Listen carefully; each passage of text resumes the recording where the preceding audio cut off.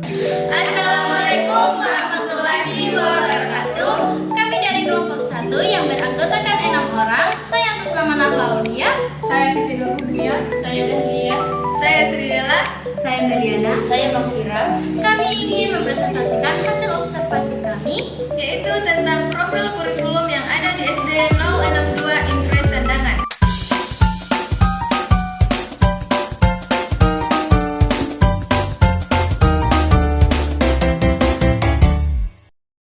Kurikulum merupakan komponen utama dalam sistem pendidikan yang berfungsi sebagai pedoman bagi guru untuk mencapai tujuan pembelajaran. Seiring perkembangan zaman, kurikulum di Indonesia terus mengalami perubahan, mulai dari kurikulum 1947 hingga kurikulum Merdeka yang diterapkan saat ini.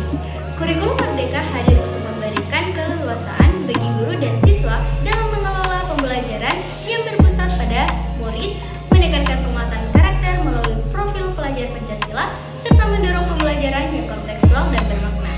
Namun, penerapan kurikulum Merdeka di lapangan masih menghadapi berbagai tantangan, seperti pemahaman guru terhadap capaian pembelajaran dan alur tujuan pembelajaran, serta keterbatasan sarana pendukung. Oleh karena itu, dilakukan observasi di sekolah SD 06 Impres Sandangan untuk mengetahui bagaimana implementasi kurikulum Merdeka dijalankan, sejauh mana prinsip fleksibilitas diterapkan, dan bagaimana nilai-nilai profil pelajar Pancasila diintegrasikan dalam proses pembelajaran. Landasan evolusi dan implementasi kurikulum berdasarkan hasil observasi di sekolah.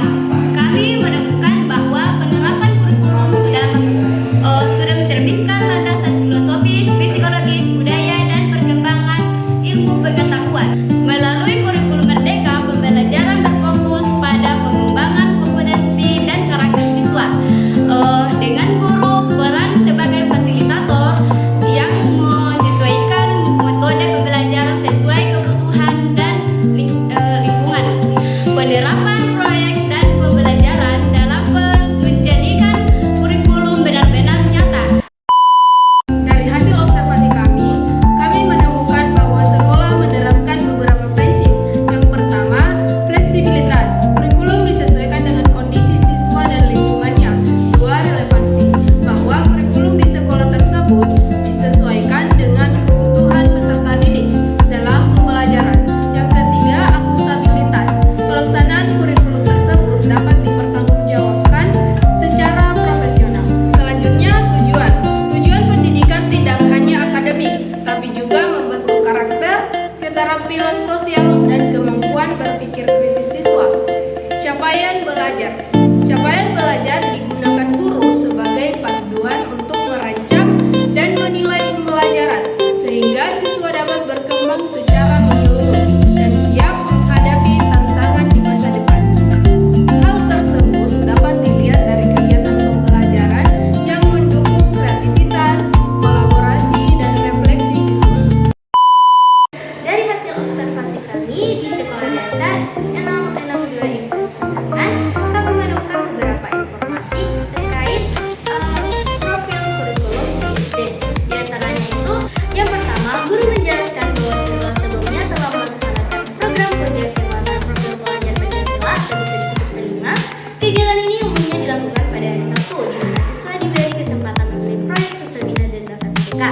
Melalui program tersebut, siswa dilatih untuk menghasilkan karya berdasarkan kemampuan masing-masing sebagai sarana menumbuhkan kreativitas, kemandirian, dan kemampuan bekerja sama. Yang kedua, sekolah juga menerapkan nilai profil pelajar Pancasila melalui aktivitas pembuatan karya atau alat peraga oleh siswa. Hasil karya tersebut tidak hanya menunjukkan kreativitas, tetapi dimanfaatkan sebagai media atau bahan pembelajaran di kelas. Dengan demikian, siswa tidak hanya belajar secara teori, tetapi juga terlibat dalam praktik nyata yang mendukung pengembangan keterampilan abad ke-21. Yang ketiga, guru menyampaikan bahwa saat ini P5 tidak lagi diterapkan sebagai program terpisah.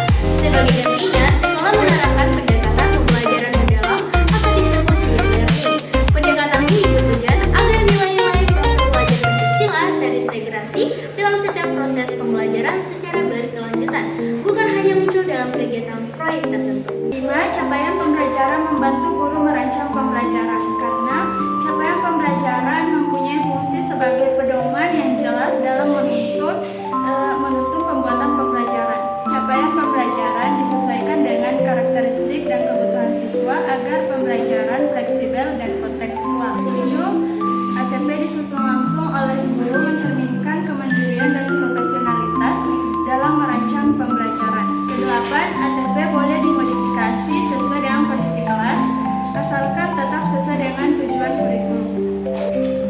bilang ATP mudah dipahami karena strukturnya jelas, namun guru menyesuaikan dengan kondisi kelas tanpa mengabaikan tujuan pembelajaran. 10. Pelaksanaan kurikulum merdeka berjalan baik dan konsisten di semua tingkat kelas 1 sampai 6. 11. Tantangan penerapan kurikulum meliputi perbedaan kemampuan siswa, metode pembelajaran, efektivitas, pelaksanaan, dan administrasi. 12. Untuk memperkuat implementasi kurikulum sekolah secara rutin memberikan pelatihan kepada guru terutama terkait kurikulum merdeka. Pelatihan ini membantu guru memahami konsep dasar CP, ATP, dan strategi pembelajaran serta penilaian yang sesuai dengan kurikulum terbaru. Yang ke-13 adalah dalam menetapkan tujuan pembelajaran